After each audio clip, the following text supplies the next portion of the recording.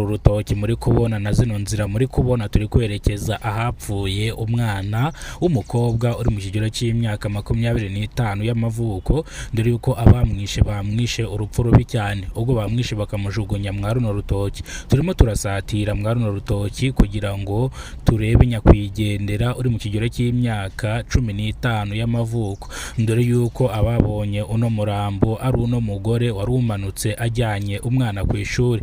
Niwe muntu babanje kubona uyu murambo, gusa ntabwo yabyitayeho, yagize ngo ni umuntu wiryamiye wasinze kubera ko yaratwikiriye amakoma cyangwa amashara.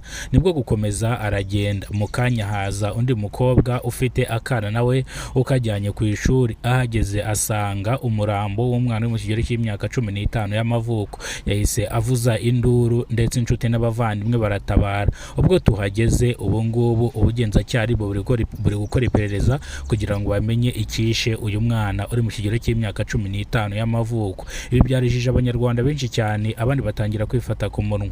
Ni mu karere ka Nyamagabe, mu murenge wa Tare, mu kagari ka Gasarenda, mu mudugudu wa Murangara, niho bino byabereye. Abaturage batanze amakuru bavuze yuko aka kana mu masaha ya nimugoroba kari kagiye kuri botike guhaha, dore yuko nyina ndetse n'undi mugabo bari gupfa isambu. Bivuze ngo muri famiye yabo bafitanye amakimbirane ashingiye ku mitungo, aho abaturage batanze amakuru bavuga yuko uyu mwana yaba yabigendeyemo akaba yishwe n'umugabo witwa Kalisa wari usanzwe adwana na nyina, dore yuko ejo bundi nyina aherutse kumurega ngo yamuteye mu rugo aramusambanya. Uyu mugabo aragenda baramufunga, gusa ntabwo yatinzemo, bahise bamurekura. Ese uyu mwana yaba yishwe n'uno mugabo kugira ngo, cyangwa akaba yararimo yihorera kuri nyina akica kano kana, dore ko kano kana ari nako kajyanye ikirego kuri RIB ndetse bakaza gufata uyu mugabo. Ese ibi ngibi bifite aho bihuriye?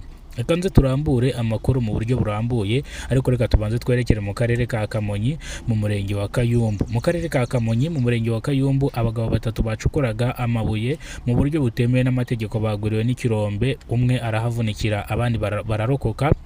Mu gihe patru yari irimo ikorwa, batatu batawe muri yombi n'ishami ry'ubugenzacyaha RIB ubwo barimo bacunga kino kirombe ko badacukuramo amabuye y'agaciro, ariko uwakomeretse yajyanwe kwa muganga zewe.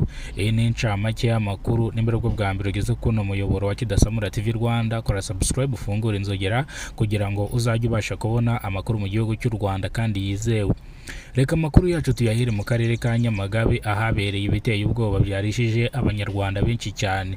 Akana k'imyaka 15 y'amavuko bagasanze hano munsi y'umuhanda mwa runo rutoki muri kureba kuri kamera za Kidasamura TV Rwanda kitabye Imana, dore yuko umugore wakabonye ajyanye umwana ku ishuri ntabwo yabyitayeho, yagize ngo ni umusinzi uryamye hano mu rutoki kuko yaratwikiriye amashara, arakomeza arigendera. Ndetse uwamubonye ni uyu wa kabiri wamubonye none umukobwa wari ujyanye uyu mwana ku ishuri. Nibwo kuhagera arakomera avuza induru, abantu baratabara n'inzego z'ubuyobozi ziratabara.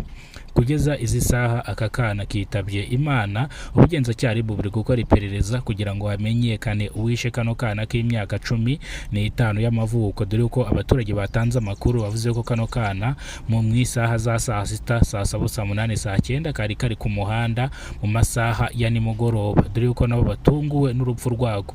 Umuryango wa nyakwigendera uri mu marira, usobanura yuko uyu mwana bamubuze saa 2 za nijoro ndetse yarari mu rugo, ahubwo bakayoberwa ahantu arigitiye. Nibwo gutegereza baramubura, barakomeza barashakisha. Ubwo bari bafashe umwanzuro kujya kujyana ikirego cyangwa kujya gutanga itangazo kuri radio kugira ngo bashakishe uno mwana, none byabatunguye gusanga yitabye Imana. Ibi byabarijije abandi bifata ku munwa, dore yuko abaturage bavuga yuko uyu mwana n'ubundi yari asanzwe azerera agataha bwije, aho abaturage bavuga yuko n'ubundi nyina ataramwitayeho bitewe n'uko yashatse undi mugabo, ndetse nawe ntibyagenda neza, dore yuko no mugabo nyina aherutse kumurega ndetse umugabo bashakanye bakamufungisha. Abaturage bavuga yuko mu hano hagati na hagati harimo ikirimo ubugenzacyaha bukora iperereza bwitonze kugira ngo hamenyekane icyishe uno mwana w'imyaka 15. Urupfu rw'uno mwana rwarijije abanyarwanda benshi cyane, abandi batangira kwifata ku munwa.